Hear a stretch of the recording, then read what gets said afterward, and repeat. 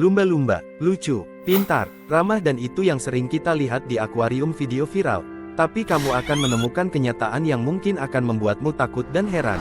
Para peneliti udah lama memperhatikan perilaku seksual lumba-lumba dan orka.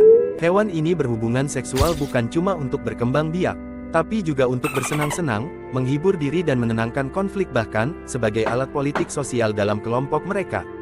Lumba-lumba diketahui bisa kawin berkali-kali dalam sehari, dengan pasangan berbeda, dengan sesama jenis, dengan benda asing seperti belut mati dan ubur-ubur atau karang, dan bahkan dalam beberapa kasus dengan manusia. Kasus serangan seksual dari lumba-lumba ke manusia tercatat di jurnal ilmiah.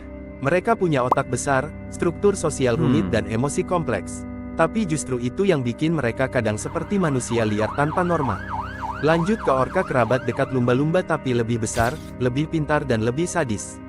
Orka dikenal sebagai top predator tapi mereka juga makhluk sosial. Dalam kelompok mereka, orka betina bisa aktif secara seksual hingga usia 40-an. Dan jantan, bisa berhubungan tanpa henti. Ilmuwan bahkan mencatat orka yang sengaja memprovokasi pasangannya secara fisik agar kawin di permukaan, hanya untuk pamer ke kelompok sebelah. Ada juga fenomena raep gangs pada lumba-lumba Bottlenose. Sekelompok jantan membentuk aliansi, dan menculik betina muda untuk dipaksa kawin bergantian selama berhari-hari.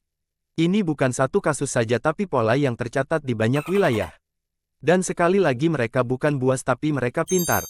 Semua ini menunjukkan bahwa otak besar, emosi tinggi dan kecerdasan sosial tidak selalu menghasilkan kasih sayang dan moralitas.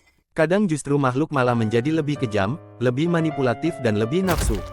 Ingat, otak lumba-lumba adalah salah satu yang paling besar dan kompleks di dunia. Mereka bisa mengenali wajah manusia, memahami isyarat tangan. Kita sering anggap kecerdasan sama dengan kewarasan dan moralitas. Tapi di lautan kecerdasan justru melahirkan kebebasan tanpa kendali. Dan lumba-lumba makhluk lucu yang sering kita puja karena kebaikan, bisa jadi adalah contoh paling nyata bahwa makhluk cerdas dan baik pun bisa sangat liar.